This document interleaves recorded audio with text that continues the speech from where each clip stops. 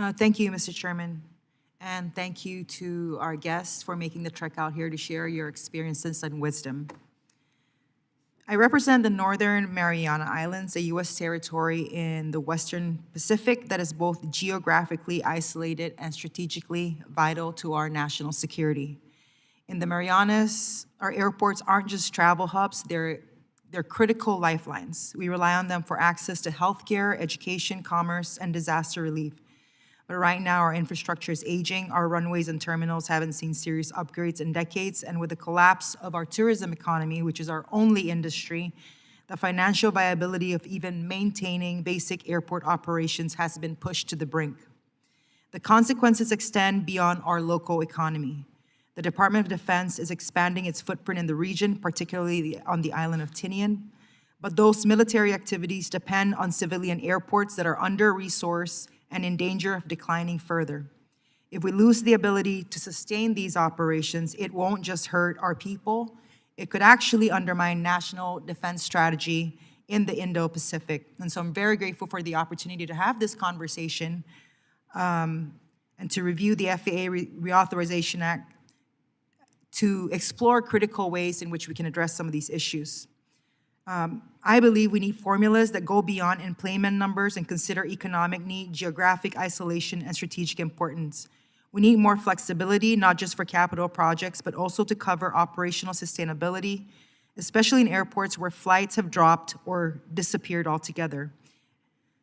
And one of the things that I really appreciate about this conversation this morning is the ability to get insights from industry experts as to how we can make suggestions on how to improve the FAA Reauthorization Act to address some of these challenges. And so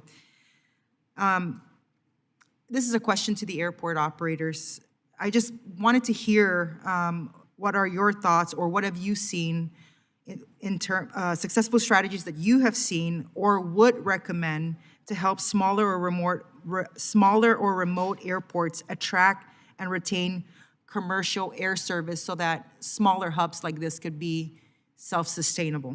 And that's an open question to either of you. And how could the FAA support actually achieving that goal? Yeah, so talking about air service recruitment, air service recruitment's driven by demand at the end of the day, right? So having the market there to support that, you can put together air service development strategies, you can put incentive programs in place, but ultimately at the end of the day, if the market's not there, it makes it very difficult for the carriers to want to get into that system. I know there's a small grant program, smaller service grant program that the Congress has actually approved and the FAA administers on an annual basis. That's a great tool for that community to actually use and go after those types of opportunities. But success kind of builds on itself, that if you can get that one and continue to grow and then get a population growth, business investment growth, those types of things, that's what's really gonna kind of drive overall growth. At RDU, it was a lot about new investments, one of the fastest growing states in the country. Also, lots of people moving into it. When I started 10 years ago, we had 37 different nonstop destinations. Today, we've got 80. It's a really good example is that your market will drive a lot of that growth. You can try to provide some level of subsidy, but that subsidy will have a limited effect if the demand is clearly not there. Now, I will be more than happy, and I think my counterpart, Larry, would be happy to come to you and visit you out in the islands to see that firsthand and see if we can provide some additional recommendations. But it is really market forces that drive that at the end of the day. And so maybe a little investment can kind of nudge those things, but overall, market's got to be there. I agree. And I would just add that I think it goes back to this flexibility piece and what is the right place for the FAA to be and not be.